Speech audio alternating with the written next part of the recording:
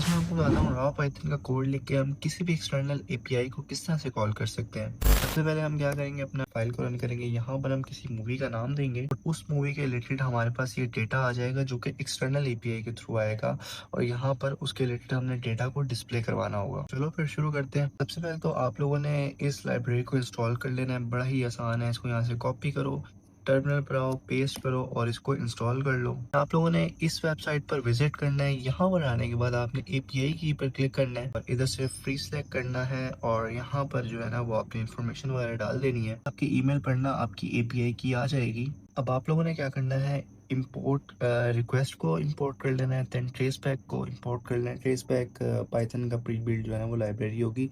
इसके थ्रू हमें exact error का पता चलता है, एरर की लाइन का। बेसिकली अभी ये मेरे पास एरर नहीं आ रहा है। सीन कुछ ऐसा है कि मैंने यहाँ पर एक्सटेंशन इंस्टॉल की हुई है ये फ्लिकेट वाली, तो ये कह रहा है कि यार यूज़ नहीं कर रहे। अब आपने क्या करना है, सिंपली आप लोगों ने अपनी एपीआई की यहाँ पर आके पेस्ट कर देनी है। देन आपने होस्ट यूआरएल जो भी उस वेबसाइट का यूआरएल होगा उसको यहाँ पर आके पेस्ट कर देना है। ठीक हो गया। देन आपने यूजर से इनपुट ले लेनी है मूवी नेम की। यहाँ पर आपने पैरम्स के नाम की एक डिक्शनरी बना लेनी है। यहाँ पर जरूरी नहीं है आप पैरम बनाओ, यहाँ पर आप कोई भी अपने नाम की, बेशक से मैं यहाँ पर अयाज नाम की बना दूँ, कोई फर्क नहीं पड़ता है।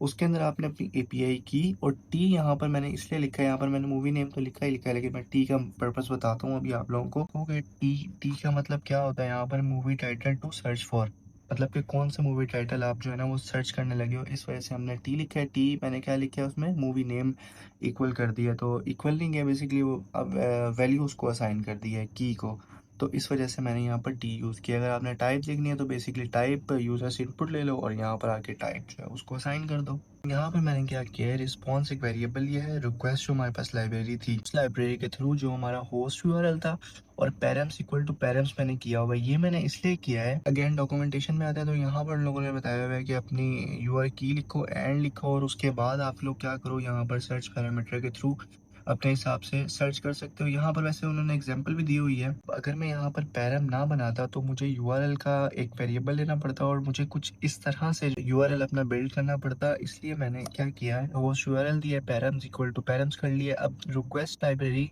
ऑटोमेटिकली इस पैरम को हैंडल कर लेगी, हमें कुछ ज़्यादा सोचने की ज़रूरत ही नहीं है।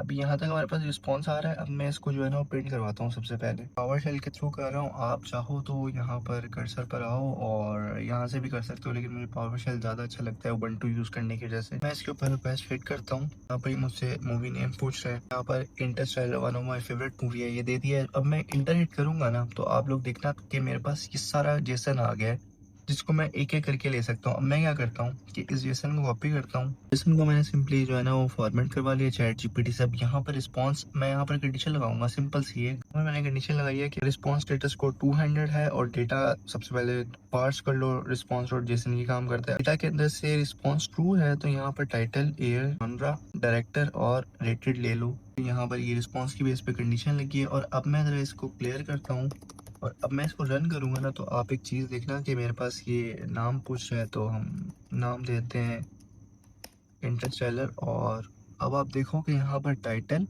एयर, जॉनरा, डायरेक्टर और रेटेड आ गया। सिमिलरली अगर मुझे यहाँ पर सिर्फ मुझे ये मेटा, ये जो भी लिखा हुआ है मेटा स्कोर मैंने गेट करना है तो मैं यहाँ पर इसको कॉपी करूंगा और यहाँ पर आके just data dot Meta score लिखूंगा और अगेन टर्मिनल पर आऊँगा, क्लियर करूंगा और इसको जब मैं जैसे ही रन करूंगा ना तो आप देखना कि,